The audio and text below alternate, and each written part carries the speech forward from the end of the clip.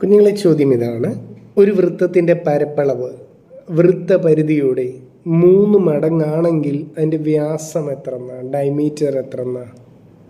അപ്പോൾ ഈ ചോദ്യത്തിൽ രണ്ടുപേരെ പറ്റി പറയുന്നുണ്ട്. വൃത്തപരിധിയെയും പരപ്പളവിനെയും പറ്റിയും പറയുന്നുണ്ട്. പരപ്പളവ് എന്ന് വെച്ചാൽ എന്താ? ഏരിയ. അപ്പോൾ ഞാനിങ്ങനെ എഴുതിക്കോട്ടെ. ഒരു സർക്കിളിൻ്റെ ഏരിയ എന്ന് പറയുന്നത് വൃത്തപരിധി സർക്കംഫറൻസ് അതിൻ്റെ 3 മടങ്ങാണ്. സർക്കംഫറൻസിൻ്റെ 3 മടങ്ങ്. സർക്കംഫറൻസിനെ സി എന്ന് ഞാൻ തൽക്കാലം എഴുതിയെന്നേ ഉള്ളൂ.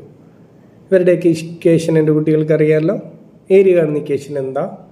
6 റേഡിയസ് ആയിട്ടുള്ള ഒരു സർക്കിളിൻ്റെ ഏരിയ കാണുന്ന ഇക്വേഷൻ πr². അപ്പോൾ ഏരിയയുടെ അവിടെ πr² ഇട്ടു.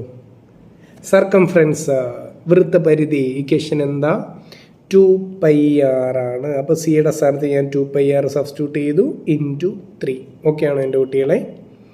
ഇനി ക്യാൻസലേഷൻ അല്ലേ ഉള്ളൂ. എങ്ങനെ ക്യാൻസൽ ചെയ്യാം?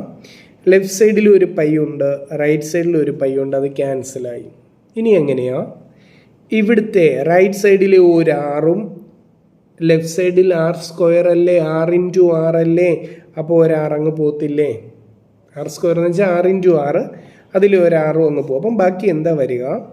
ലെഫ്റ്റ് സൈഡിൽ ഒരു 6 വന്നു, റൈറ്റ് സൈഡിലോ 2 × 3 6 എന്ന് കിട്ടി. അപ്പോൾ റേഡിയസ് 6 എന്ന് കിട്ടി അല്ലേ? എന്താ കണ്ടുപിടിക്കണ്ടേ? വ്യാസമാണ് കണ്ടുപിടിക്കേണ്ടത്. ഡയമീറ്ററാണ് കണ്ടുപിടിക്കേണ്ടത്. ഡയമീറ്റർ കാണുന്നത് എങ്ങനെയാണ്? റേഡിയസിൻ്റെ ഇരട്ടിയാ ഡയമീറ്റർ അല്ലേ? അപ്പോൾ ഇവിടെ ഡയമീറ്റർ എത്രയാ? റേഡിയസിൻ്റെ വാല്യൂ 6 ആണെങ്കിൽ ഡയമീറ്റർ 12 ആണ്. 12 യൂണിറ്റ് ആണ് ഇവിടുത്തെ ഡയമീറ്റർ. ക്ലിയർ ആയോ? ഓക്കെ അല്ലേ? ശരി, താങ്ക് യു.